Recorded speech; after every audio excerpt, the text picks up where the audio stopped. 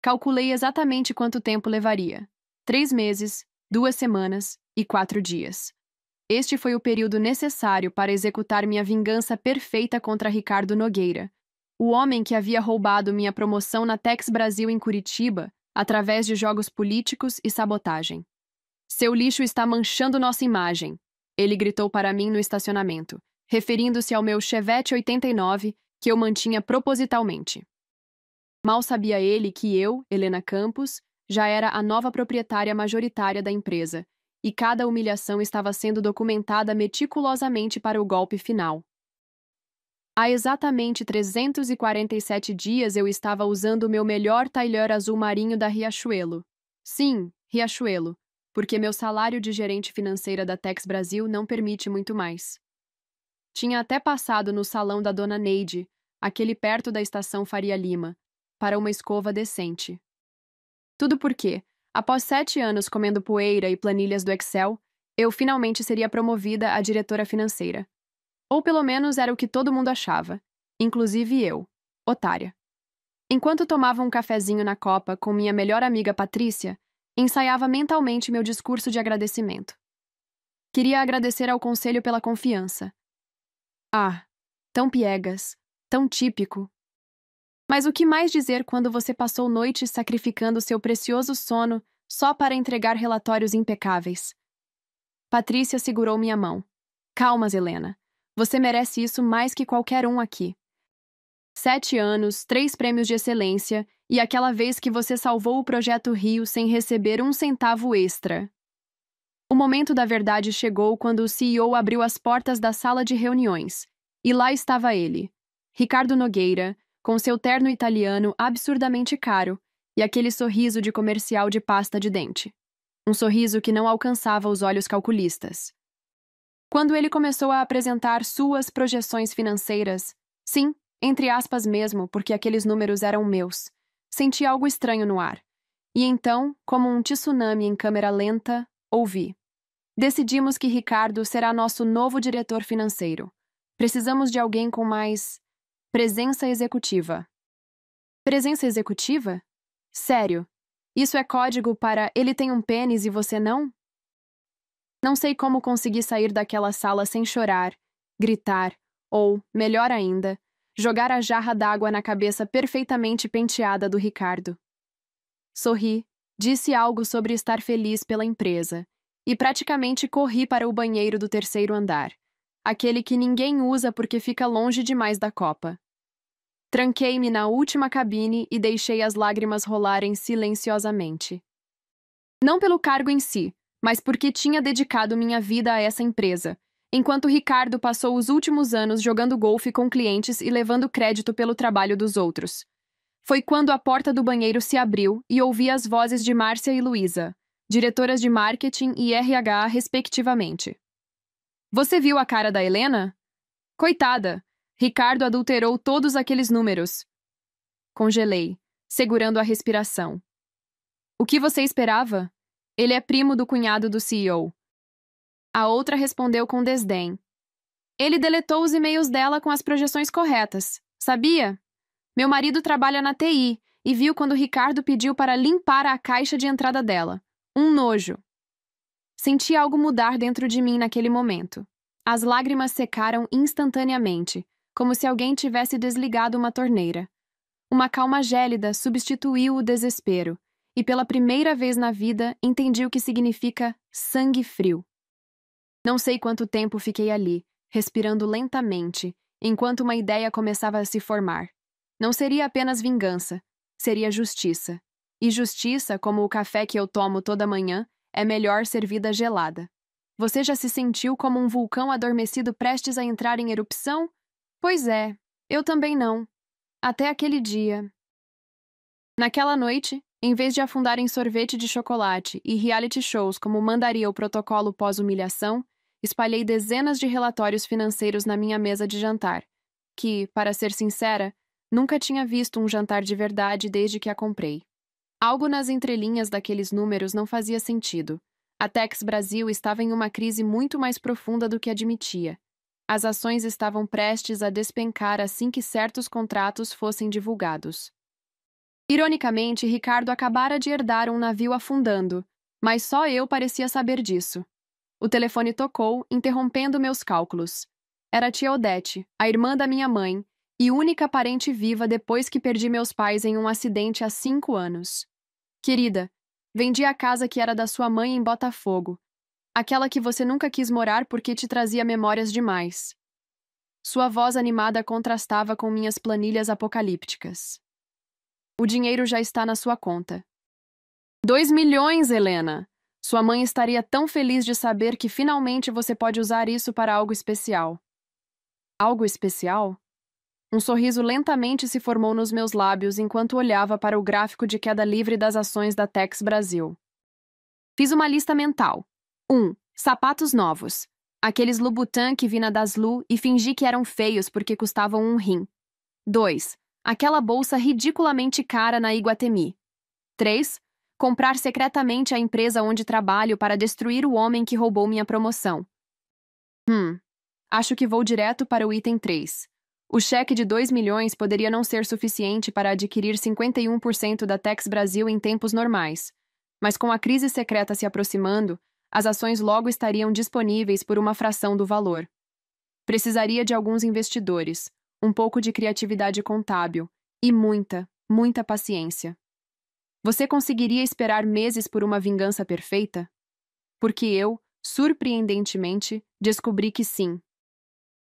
Enviar aquele e-mail pedindo licença por problemas pessoais foi quase divertido.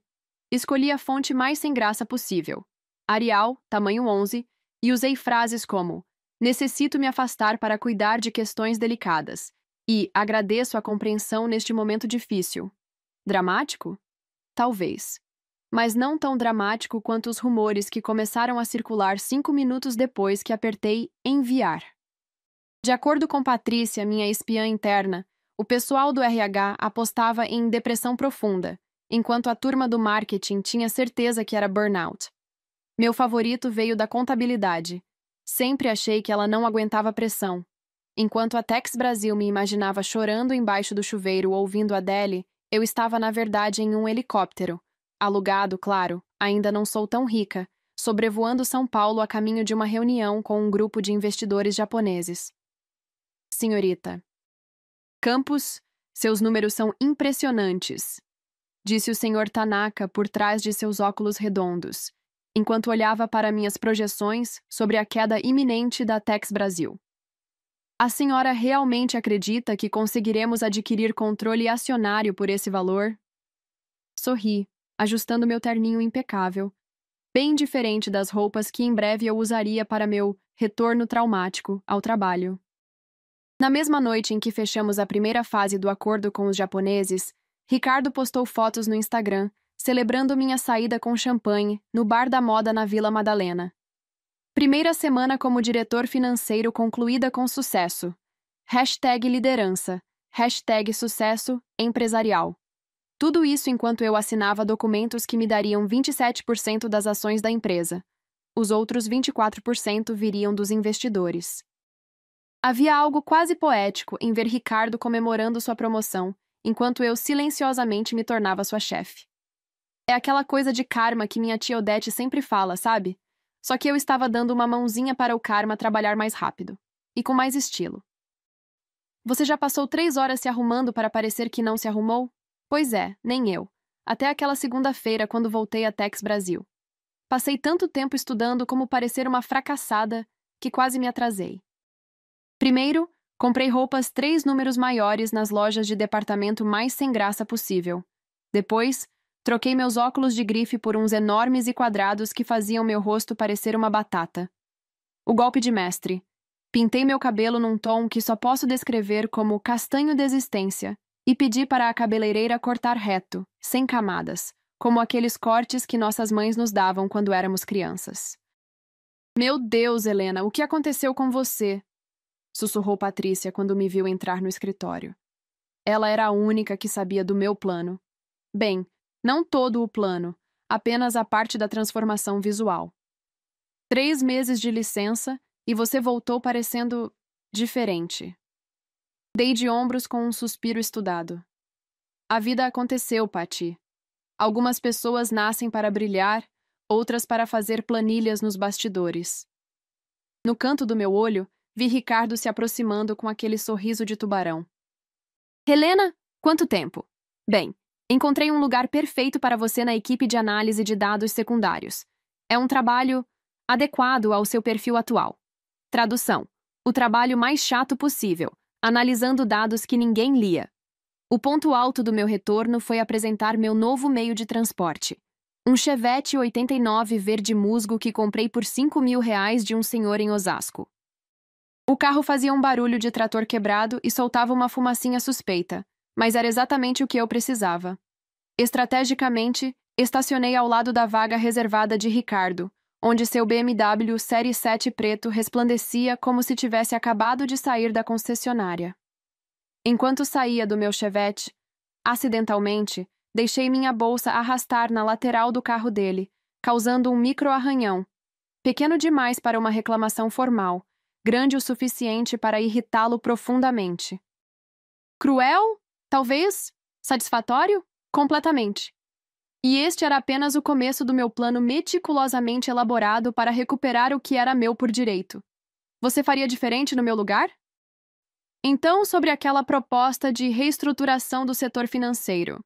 Comecei timidamente na reunião departamental, encolhendo os ombros como se esperasse ser interrompida a qualquer momento. Ricardo não decepcionou. Helena, querida, deixe os assuntos complexos para quem tem a visão completa do negócio, ok? Ele sorriu condescendentemente, exatamente como eu havia previsto. Mas talvez você possa organizar os relatórios mensais de despesas em ordem alfabética? Seria uma ajuda e tanto. A sala inteira ficou em silêncio constrangido, enquanto eu murmurava claro, sem problemas, e anotava freneticamente como se suas palavras fossem a revelação do século. 3 horas depois, acidentalmente, deixei em sua mesa uma análise detalhada mostrando como a reestruturação dos contratos asiáticos economizaria 2 milhões por trimestre. Fiz questão de usar Comic Sans e papel rosa, para parecer o mais amadora possível. No dia seguinte, Ricardo apresentou toda a minha proposta como se fosse dele, sem mudar uma vírgula, exceto por ter colocado seu nome no cabeçalho. Brilhante estratégia, Ricardo, exclamou o CEO, completamente impressionado. Sorri discretamente, enquanto ativava remotamente a mini-câmera escondida em meu broche de flor, capturando todo o momento de Ricardo levando crédito pelo meu trabalho. Arquivo número 37 na pasta. Provas para destruir Ricardo. Naquela noite, na minha cobertura duplex com vista para o Ibirapuera, que ninguém da empresa sabia que eu tinha, enchi uma taça de prosecco e me estiquei na banheira de hidromassagem enquanto ouvia as gravações do dia. A fracassada do Chevette até que teve uma ideia aproveitável, dizia Ricardo para o diretor de marketing no banheiro masculino. Mas ela não tem mais perfil executivo, coitada. Voltou completamente derrotada. Dei uma gargalhada tão alta que meu vizinho provavelmente pensou que eu estava assistindo algum stand-up da Netflix.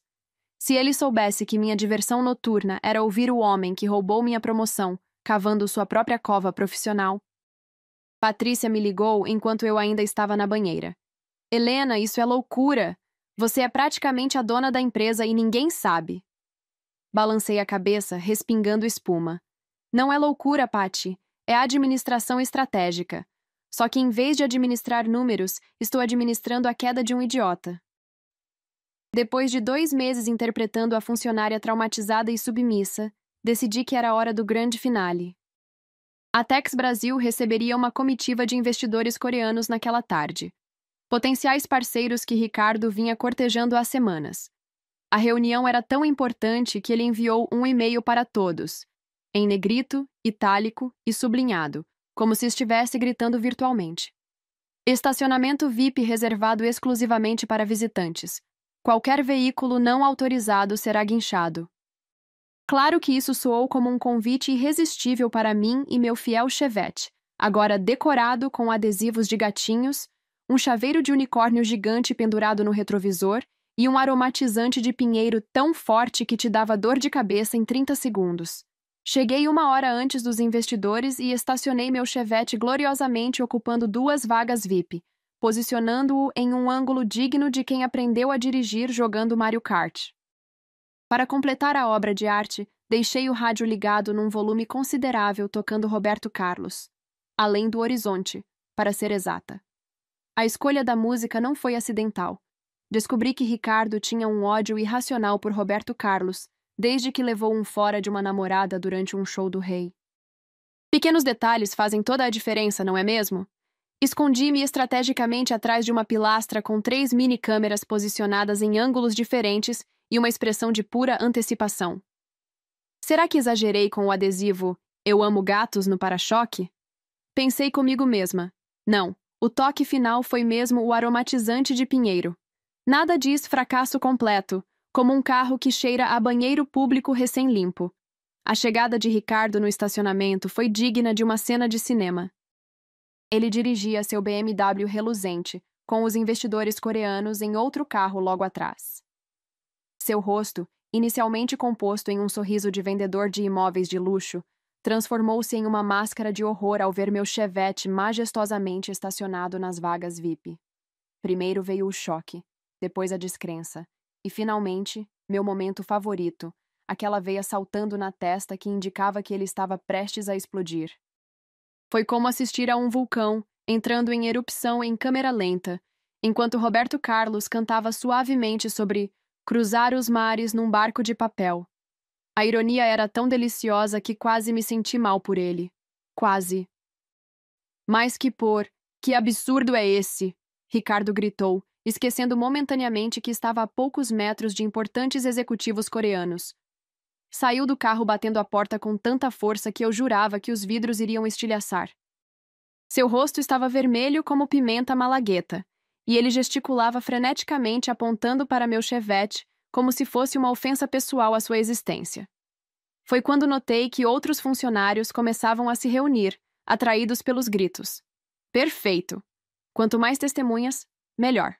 As câmeras estavam captando tudo em HD, mas nada supera o bom e velho testemunho humano. Escolhi esse momento para sair timidamente de trás da pilastra, fingindo que estava voltando do café da esquina com um copo gigante de café barato na mão. Ah, aconteceu alguma coisa? Gaguejei, interpretando perfeitamente o papel da funcionária assustada. Ricardo virou-se para mim como um touro vendo vermelho. Isso! Ele berrou, apontando para meu carro. Esse lixo ambulante ocupando as vagas VIP. É seu, não é? Só podia ser!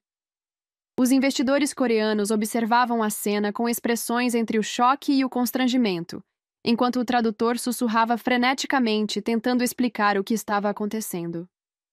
Uma pequena multidão já se formava, incluindo 3 diretores que, em vez de acalmar a situação, pareciam estar secretamente entretidos com o show. Seu lixo está manchando nossa imagem! Foi o golpe final, gritado com tanta força que uma senhora que passava na calçada parou para olhar. Baixei a cabeça, interpretando perfeitamente o papel de vítima. Desculpe, não sabia que eram vagas reservadas, murmurei, derramando propositalmente um pouco de café na minha blusa para parecer ainda mais patética. Mentira, claro. Havia placas enormes indicando vagas VIP que nem mesmo uma pessoa legalmente cega poderia ignorar. Mas Ricardo estava além da razão neste ponto. O ápice veio quando ele, na frente de todos, incluindo os investidores, pegou suas chaves e deliberadamente arranhou a lateral do meu Chevette enquanto se dirigia à sua vaga. Agora combina com o resto desta lata velha, disse com desprezo. Perfeito. Dano à propriedade. Registrado em vídeo e testemunhado por pelo menos 15 pessoas. Enquanto me afastava fingindo segurar as lágrimas, sorri internamente. Cheque mate, querido. Naquela noite, meu apartamento parecia mais a central de operações da CIA do que a casa de uma suposta funcionária derrotada. 3 laptops abertos exibiam diferentes ângulos do incidente do estacionamento, como eu já havia carinhosamente apelidado. Em uma tela gigante na parede, sim, comprei uma tela gigante só para esse momento, e não me arrependo, montei uma apresentação digna de um caso em tribunal. Ricardo Nogueira, Anatomia de um Fraude. Brinquei com fontes por quase 1 hora, até encontrar o equilíbrio perfeito entre profissionalismo e indignação moral. Georgia para os títulos, calibre para o corpo de texto. Nada de Comic Sans desta vez. A piada havia acabado.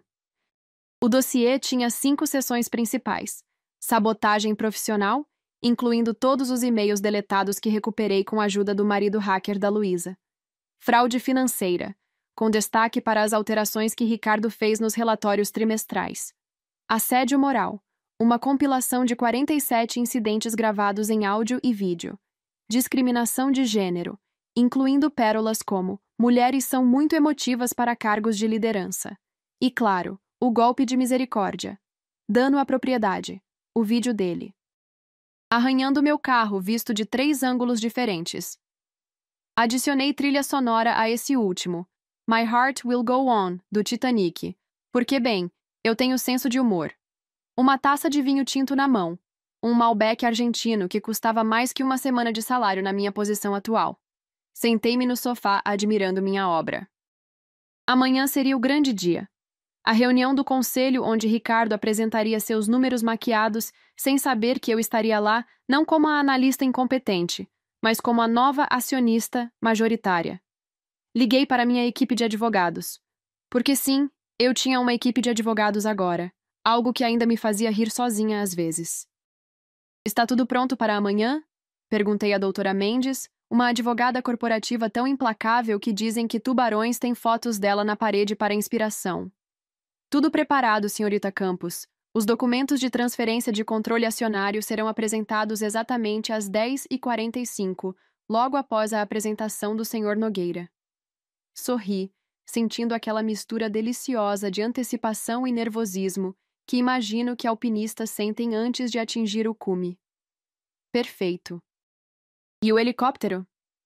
Confirmado para as 14 horas para o evento da empresa.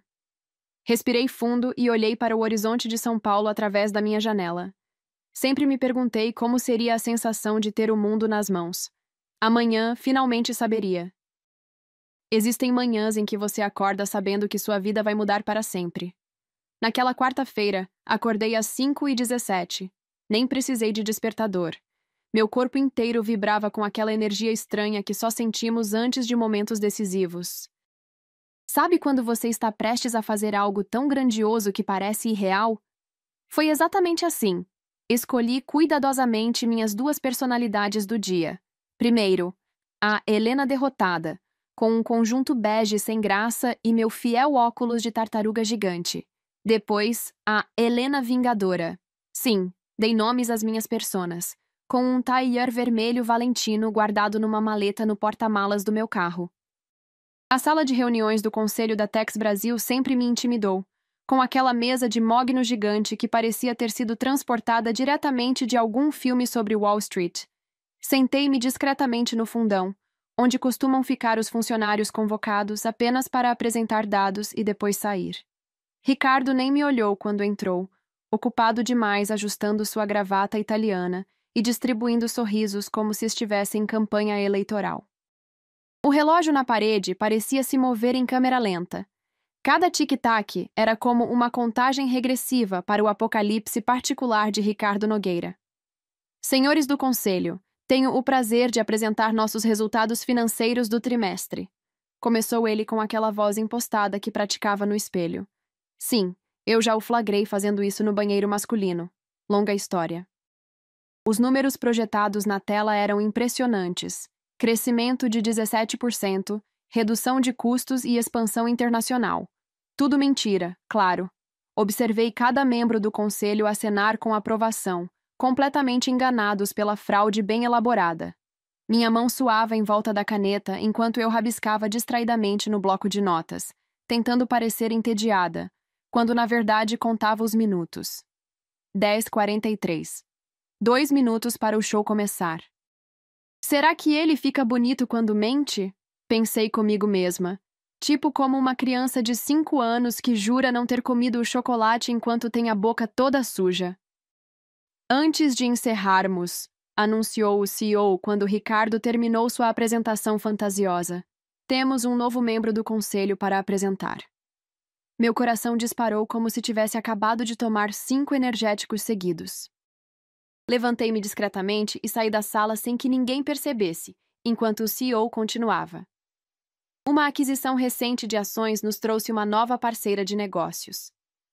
No banheiro feminino do andar, transformei-me em tempo recorde. Arranquei a peruca castanha sem graça. Sim, era uma peruca. Sacrificar meu cabelo verdadeiro seria demais até para uma vingança. Tirei os óculos enormes, passei batom vermelho e vesti o tailleur Valentino. A Helena Vingadora havia chegado. A expressão no rosto de Ricardo quando reentrei na sala de reuniões foi impagável. Primeiro, confusão. Claramente não me reconheceu de imediato sem o disfarce. Depois, reconhecimento lento e doloroso, como se estivesse vendo um fantasma. Por fim, puro terror quando o CEO anunciou: apresento a vocês Helena Campos, nossa nova acionista majoritária, detentora de 51% das ações da Tex Brasil. O café que Ricardo estava bebendo derramou em sua camisa branca impecável, formando uma mancha que parecia estranhamente com o mapa do Brasil. Ninguém pareceu notar, pois todos estavam ocupados demais, olhando para mim, como se eu tivesse acabado de pousar de outro planeta. Bom dia a todos, disse calmamente, sentando-me na cabeceira da mesa, posição tradicionalmente ocupada pelo acionista principal. Acho que alguns de vocês me conhecem como a analista do terceiro andar que dirige um Chevette. Sorri diretamente para Ricardo, que parecia estar tendo um pequeno AVC silencioso. Outros talvez se lembrem de mim como a gerente financeira que foi preterida para a promoção há alguns meses. Pausa dramática enquanto ajustava o microfone. Mas hoje estou aqui como proprietária majoritária desta empresa. Olhei para o relógio. Exatamente 10h45. Pontualidade britânica. A doutora Mendes entrou com uma pasta vermelha contendo todos os documentos de transferência de controle acionário. E tenho algumas observações sobre a apresentação que acabamos de assistir. Vocês acreditam que alguém literalmente engasgou com água? Achei que isso só acontecia em filmes, mas o diretor de operações provou que estou errada. Levantei-me, sentindo uma confiança que nunca imaginei possível. Peguei o controle remoto do projetor e cliquei, substituindo a apresentação de Ricardo pela minha. O título, A Verdade sobre a Tex Brasil, Números, Fatos e Fraudes, apareceu em letras grandes. Senhores, o que vocês acabaram de ver foi uma obra de ficção digna de indicação ao Oscar. Minha voz estava surpreendentemente firme. Alguém na sala soltou uma risadinha nervosa, pensando que era uma piada. Não era. Permita-me mostrar os números reais da empresa, sem maquiagem. Slide após slide, desmantelei metodicamente cada mentira que Ricardo havia contado. A diferença entre seus gráficos coloridos e ascendentes e meus gráficos vermelhos e descendentes era chocante. Nossa real situação financeira é esta, expliquei, mostrando o verdadeiro estado de calamidade dos contratos asiáticos que Ricardo havia esquecido de mencionar. E isso é apenas o começo. Passei então para a segunda parte da apresentação. Ética corporativa, um estudo de caso. O vídeo do estacionamento começou a rodar, mostrando Ricardo em seu momento de fúria. Seu lixo está manchando nossa imagem, gritava ele na tela gigante, sua voz ecoando na sala agora mortalmente silenciosa. A sequência continuou com uma compilação meticulosamente editada. Ricardo deletando meus e-mails, filmado secretamente pelo marido da Luísa, Ricardo rindo com outros diretores sobre colocar mulherzinhas em seu lugar, gravado durante um happy hour, Ricardo instruindo sua equipe a manipular números, gravado por uma caneta espiã que dei de presente a seu assistente no Amigo Secreto. Sim, eu pensei em tudo. Finalizei com o vídeo dele arranhando meu Chevette, com a música do Titanic ao fundo. Um pouco demais? Talvez. Satisfatório? Imensamente. Quando as luzes se acenderam, Ricardo estava literalmente afundado na cadeira, parecendo ter envelhecido 10 anos em 20 minutos. Tentou falar, mas só conseguiu produzir um som estrangulado que lembrava um pato engasgando. Ricardo, disse eu calmamente, você tem algo a dizer? Talvez algo sobre estacionar seu carro na vaga errada, querido? Bem na minha empresa. O silêncio na sala era tão espesso que poderia ser cortado com uma faca, daquelas de manteiga, nem precisaria ser muito afiada. Todos os olhos alternavam entre mim, de pé com o controle remoto ainda na mão, e Ricardo, afundado na cadeira como uma criança, pega roubando biscoitos.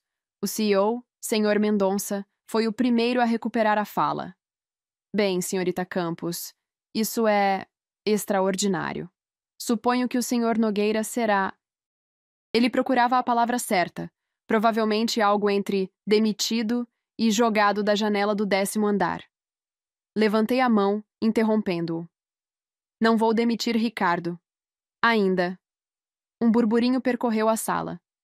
As expressões variavam de choque a desapontamento, especialmente do pessoal que claramente não gostava dele. Todo mundo merece uma segunda chance, não é mesmo? Sorri, mas não era um sorriso gentil. Era o tipo de sorriso que tubarões dariam se pudessem sorrir. Ricardo tem talentos inegáveis. Seria um desperdício de potencial simplesmente descartá-lo. Caminhei lentamente ao redor da mesa, parando atrás de sua cadeira. Coloquei minhas mãos em seus ombros, sentindo-o enrijecer sob meu toque. Por isso estou criando um novo departamento, liderança ética e transparência corporativa, e Ricardo será o coordenador. Abri uma pasta e distribuí documentos detalhando o novo cargo e suas peculiaridades. As condições são simples: redução salarial de 70%, transferência para o escritório no subsolo, aquele sem janelas, sabe? E relatórios semanais diretamente para mim. Fiz uma pausa dramática. Ah, e claro, como símbolo do compromisso com valores mais autênticos e menos superficiais, Ricardo usará um veículo corporativo especial, meu antigo Chevette. A sala explodiu em risadinhas mal disfarçadas. Ricardo finalmente encontrou sua voz. Isso é humilhação pública. Inclinei-me e sussurrei, alto o suficiente para todos ouvirem. Não, querido. Isso é poesia. Humilhação pública foi o que você fez comigo no estacionamento. Afastei-me, encarando a sala inteira. Destruir é fácil. Transformar, isso sim é poder. 4 horas depois, o helicóptero contratado pousou no campo de futebol atrás do prédio da Tex Brasil, onde o evento anual da empresa estava acontecendo. De dentro da cabine podia ver centenas de funcionários reunidos, todos olhando para cima, se perguntando quem diabos estaria chegando daquele jeito. Para ser honesta, sempre achei entradas de helicóptero um pouco demais, muito Tony Stark para o meu gosto. Mas caramba, depois de meses fingindo ser invisível, eu merecia meu momento de diva. O piloto me deu um sinal de positivo. Pronta, senhorita Campos? Respirei fundo. Prontíssima. Quando desci os degraus do helicóptero, tentando desesperadamente evitar que meu cabelo virasse um ninho de pássaros com o vento das hélices, ninguém te avisa sobre esse detalhe nos filmes, a expressão coletiva de choque foi impagável. Patrícia, minha fiel amiga, estava na frente da multidão sorrindo como se tivesse acabado de ganhar na loteria. Do canto do olho, vi Ricardo chegando. No Chevette. Ele havia encarado o desafio, afinal. O carro agora estava limpo, pelo menos, mas continuava sendo um Chevette 89 verde musgo. Peguei o microfone que o mestre de cerimônias me entregou. Boa tarde, Tex Brasil. Para quem não me conhece, sou Helena Campos, sua nova CEO e acionista majoritária. O discurso que dei foi menos sobre vingança e mais sobre transformação. Falei sobre como as aparências enganam, olhando diretamente para o pessoal que riu de mim nos últimos meses. Sobre valores reais versus status artificial, sobre meritocracia verdadeira. A partir de hoje, esta empresa valoriza a substância sobre estilo, competência sobre conexões e ética sobre aparências. Anunciei nossa nova campanha corporativa, Aparências Enganam, e revelei que o Chevette de Ricardo se tornaria nosso mascote não oficial. Porque às vezes o carro mais simples pode levar você mais longe que o mais luxuoso, se estiver nas mãos certas. Notei Ricardo na multidão, seu rosto uma mistura estranha de vergonha e... Será que era admiração? Não, impossível. Mas havia algo ali, uma espécie de reconhecimento relutante.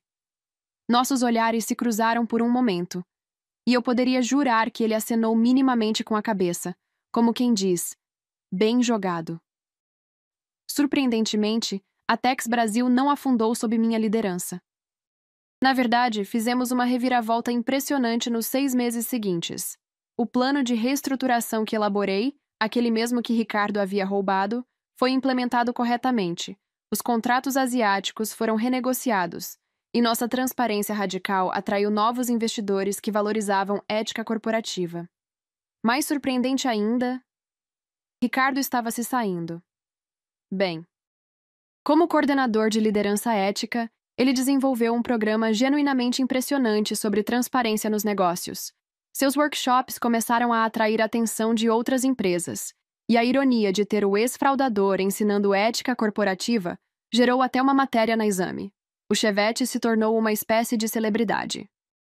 Limpo, restaurado, mas propositalmente mantendo sua aparência vintage. Ele agora ficava exposto no saguão principal com uma placa. Não julgue um livro pela capa, ou uma empresa pelo carro de seus funcionários.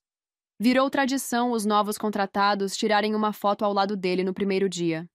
Ricardo continuava usando-o como transporte oficial, mas estranhamente, ele parecia ter feito as pazes com isso. Uma vez o peguei polindo o capô com um pano de microfibra, com um cuidado que jamais demonstrou com seu antigo BMW. A revista Valor me elegeu CEO Revelação do Ano, com uma longa matéria sobre como comprei secretamente a empresa onde trabalhava e revolucionei sua cultura. A foto da capa? Eu, de Tailleur Valentino, apoiada no Chevette verde.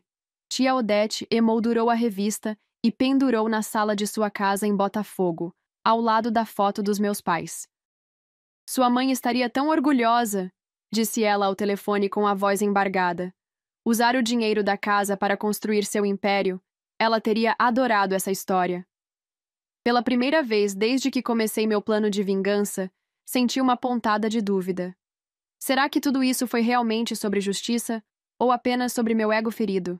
Mas quando recebi os números do trimestre mostrando crescimento recorde, decidi que podia ser sobre as duas coisas. Afinal, quem disse que vingança e sucesso não combinam? Numa sexta-feira particularmente agitada, chamei Ricardo para uma conversa privada. Meu escritório era elegante sem ser ostensivo, muito diferente do antigo escritório do CEO, que mais parecia um set de Mad Men com todo aquele mogno e couro. Ricardo entrou hesitante, como sempre fazia nas nossas reuniões semanais. 6 meses não foram suficientes para apagar completamente o constrangimento entre nós. Sente-se. Indiquei a cadeira à frente da minha mesa. Ele parecia nervoso, provavelmente esperando mais uma tarefa humilhante. Em vez disso, empurrei uma pasta em sua direção. O que é isso? Perguntou, sem abrir. Seu novo contrato, respondi, girando a caneta entre os dedos. Estou devolvendo seu cargo de diretor financeiro, com o salário original. Seus olhos se arregalaram comicamente. Mas... por quê? Depois de tudo que eu... Dei de ombros. Você trabalhou duro nesses 6 meses. Seu programa de ética é um sucesso, e pelo que pude perceber, a lição foi aprendida. Inclinei-me para a frente. Além disso, você é bom com números quando não está tentando manipulá-los. A empresa precisa de talentos. Ele abriu a pasta lentamente, como se esperasse que uma cobra saltasse de dentro. Tem uma condição, obviamente. O Chevette. Ele adivinhou com um suspiro resignado. Sorri. O Chevette continua sendo seu carro corporativo oficial, um lembrete diário. Ricardo assentiu, e então fez algo que me surpreendeu. Sorriu de volta. Um sorriso genuíno, não aquele sorriso plástico de vendedor. Sabe, acabei me apegando àquela lata velha. Economizo uma fortuna em gasolina. Levantou-se para sair, mas parou na porta. Por que não me destruiu completamente, Helena? Teria sido mais fácil. Coloquei sobre a mesa um papel com uma pergunta impressa. O verdadeiro poder está em destruir alguém ou em transformá-lo? Ele leu silenciosamente. Algo para refletir no seu caminho para casa, no Chevette. Depois que Ricardo saiu, fiquei sentada por um longo tempo, contemplando os últimos meses. A vingança que planejei não saiu exatamente como imaginei. Acabou sendo algo maior, mais significativo. Olhei para o anel de noivado no meu dedo, presente de Thomas, o investidor japonês que me ajudou na aquisição e que, depois de meses de e-mails profissionais, me convidou para jantar. Quem diria que meu plano maligno me traria não apenas uma empresa, mas também um noivo? A vida é mesmo cheia de surpresas. Girando na cadeira, encarei o horizonte de São Paulo através da janela panorâmica. Vingança é um prato que se come frio, dizem. Mas reconciliação, essa é uma sobremesa bem mais doce. E eu sempre tive uma queda por doces. Se alguém me dissesse há 2 anos que eu estaria inaugurando a nova sede da Tex Brasil com uma tesoura gigante e uma faixa vermelha, provavelmente teria rido na cara da pessoa. Mas lá estava eu, com um vestido azul marinho. Riachuelo, porque algumas coisas nunca mudam. Por que gastar uma fortuna em roupa quando posso investir em ações? Sorrindo para fotógrafos enquanto cortava a faixa com Nova Era Tex Brasil, escrito em letras douradas. O prédio espelhado na Faria Lima representava tudo o que havíamos conquistado. Transparência, literalmente com todas aquelas janelas de vidro. Solidez e uma visão clara do futuro. Discurso, discurso, gritou alguém da multidão de funcionários reunidos para a cerimônia. Revirei os olhos, mas sorri. Há exatamente 1 ano, a Tex Brasil estava à beira do colapso financeiro e moral. Comecei, olhando para os rostos atentos. Hoje, triplicamos nosso valor de mercado, temos a menor taxa de rotatividade do setor e acabamos de ganhar o prêmio Melhor Ambiente de Trabalho da revista Você S.A. Aplausos entusiasmados interromperam minha fala. Mas o mais importante, criamos uma cultura onde não importa se você dirige um BMW ou um Chevette. O que importa é seu caráter e competência. Meu olhar encontrou Ricardo na primeira fila, sorrindo discretamente ao lado de sua nova namorada, uma arquiteta que conheceu num dos workshops de ética corporativa. Irônico, eu sei. Ele havia se transformado de vilão corporativo em um executivo respeitado e, quem diria, genuinamente ético. O antigo Chevette verde estava permanentemente instalado no hall de entrada do novo prédio, protegido por uma redoma de vidro como uma obra de arte contemporânea. Os visitantes sempre perguntavam sobre ele, e a história se tornou quase uma lenda urbana do mundo corporativo brasileiro. Vocês conhecem aquela CEO que comprou secretamente a empresa depois que zombaram do carro dela? Quem precisa de LinkedIn quando você tem um carro velho e uma boa história de vingança? Então, finalmente, vamos ter aquele jantar? Perguntou Patrícia, apontando para a mesa elegantemente arrumada no restaurante no terraço da nova sede. Era uma comemoração íntima, apenas para a diretoria e alguns funcionários-chave que estiveram conosco desde o início da transformação. Champanhe borbulhava em taças de cristal, e o pôr do sol de São Paulo criava um cenário cinematográfico através das janelas panorâmicas. Esse jantar de confraternização está 1 ano atrasado, respondi, ajustando o cardápio de frutos do mar, escolhido especialmente porque descobri que Ricardo tinha leve alergia a camarão. Ok, talvez eu ainda seja um pouquinho vingativa. No meio do jantar, depois que o chefe serviu o prato principal e as conversas fluíam animadamente pela mesa, Ricardo levantou-se inesperadamente, taça na mão. Um silêncio curioso caiu sobre o grupo. Gostaria de fazer um brinde, anunciou ele, parecendo estranhamente nervoso. A Helena Campos que poderia ter me destruído, mas decidiu me transformar. Uau! Isso eu não esperava. Quando ela revelou ser a nova proprietária da empresa, eu estava certo que minha carreira havia acabado. Em vez disso, ele hesitou, procurando as palavras certas. Ganhei uma segunda chance que não merecia, e uma lição que nunca esquecerei. Levantou a taça mais alto. Ao carro velho que salvou 2 carreiras e uma empresa. Brindamos, e por um momento nossos olhares se cruzaram sem hostilidade ou constrangimento pela primeira vez. Sabe? Disse eu quando a conversa na mesa voltou ao normal. Nunca contei a história completa sobre aquele Chevette. Todos se inclinaram, curiosos. Ele pertenceu ao meu pai, que fundou a empresa Tecnova há 30 anos, a primeira que a Tex Brasil adquiriu quando começou a expandir. Vai olhos se arregalando ao redor da mesa enquanto a ficha caía. Meu pai dirigiu aquele carro por anos, mesmo quando já podia comprar algo melhor.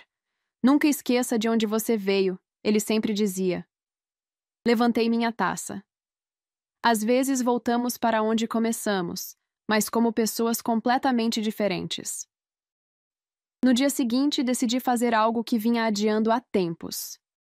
Acordei cedo, coloquei jeans e uma camiseta básica, meu uniforme de fim de semana, e peguei o carro até o cemitério onde meus pais estavam enterrados. Não era uma manhã particularmente especial, nem aniversário, nem data comemorativa, mas senti que precisava conversar com eles. Sentei-me entre os dois túmulos simples, colocando flores frescas em cada um. Oi, pai. Oi, mãe. Faz tempo, né? Comecei sentindo-me um pouco boba por falar sozinha, mas continuei mesmo assim. Lembram daquela empresa que comprou a de vocês? Bem, agora ela é minha. Contei tudo. O plano de vingança, o disfarce, a revelação dramática, a transformação inesperada. Não sei se vocês ficariam orgulhosos da parte da vingança, admiti, arrancando uma folha seca que caíra sobre a lápide da minha mãe. Mas acho que gostariam do resultado final. Salvamos a empresa, criamos uma cultura melhor. Fiz uma pausa, sentindo o sol da manhã aquecer meu rosto. E o chevette do pai está lá, na entrada do prédio novo, tipo uma peça de museu. Ri, imaginando o que meu pai, um homem simples e prático, pensaria disso. Uma brisa suave passou, balançando as folhas das árvores ao redor. Tomei isso como um sinal de aprovação. De volta ao meu apartamento, sentei-me na varanda com meu laptop e uma xícara gigante de café. Thomas, meu noivo, estava em Tóquio resolvendo assuntos da empresa dele antes de se mudar definitivamente para o Brasil. A tela do computador mostrava um documento em branco com apenas um título: Como comprar seu chefe e não matá-lo no processo. Um guia de autoajuda corporativa muito específico. Ri sozinha do título ridículo. A ideia de escrever um livro sobre minha experiência começou como uma piada interna, mas quanto mais pensava nisso, mais sentido fazia. Já tinha recebido convites para palestras sobre minha jornada empreendedora em comum, eufemismo do ano. Com o horizonte de São Paulo se estendendo à minha frente e o sol começando a se pôr, comecei a digitar. Algumas pessoas buscam vingança. Outras buscam redenção. Eu, por sorte, encontrei as duas. As palavras fluíam facilmente, como se essa história estivesse esperando para ser contada. Meu telefone tocou. Uma mensagem de Ricardo. O chevette precisa de novas velas. Posso autorizar o conserto? Ou você prefere manter a autenticidade histórica? Sorri para a tela. De todas as reviravoltas desta história maluca, a amizade relutante que estava nascendo entre nós talvez fosse a mais surpreendente. A vida é engraçada assim, não é? Você planeja uma vingança épica e acaba ganhando uma empresa, um noivo e... Bem, não exatamente um amigo, mas algo próximo disso. E tudo por causa de um chevette verde de 1989. Quem poderia imaginar? Não faz nem ideia de quantas pessoas me perguntam se me arrependo da minha vingança elaborada. A resposta é complicada. Me arrependo de ter passado meses fingindo ser alguém que não sou? Não. Aqueles meses me ensinaram mais sobre a natureza humana e sobre mim mesma do que qualquer MBA caro poderia. Me arrependo de ter sido um pouquinho cruel com Ricardo? Talvez. Mas como diz minha tia Odete, um pouco de humilhação faz bem para o caráter. E olha, ela está certa. Pelo menos no caso dele. O que começou como uma história de vingança acabou se transformando em algo bem diferente. Vingança é como aquele brigadeirão que você come quando está triste. Satisfaz no momento, mas depois você se sente meio mal. Já a transformação... Bem, essa é como uma dieta balanceada. Não é tão emocionante no início, mas os resultados a longo prazo são muito melhores. A Tex Brasil hoje não é apenas uma empresa mais lucrativa. É um lugar melhor. As pessoas não têm medo de estacionar carros velhos no estacionamento. Ninguém é julgado pelo que veste ou dirige. E tudo começou com um executivo arrogante zombando do carro errado. Se tem uma lição que aprendi nessa jornada maluca, é que poder verdadeiro não está em destruir seus inimigos, mas em mudar as regras do jogo. Quando o Ricardo disse, "Seu lixo está manchando nossa imagem", ele não fazia ideia que estava estabelecendo seu próprio destino. Hoje, enquanto sobrevoamos São Paulo no nosso helicóptero corporativo, sim, compramos um de verdade. Algumas extravagâncias valem a pena. Olho para baixo e ainda consigo distinguir o pontinho verde do Chevette no estacionamento executivo. Algumas pessoas chamam isso de vingança poética. Eu prefiro chamar de justiça. Com um toque de drama, claro. Afinal, que graça teria a vida sem um pouquinho de teatro?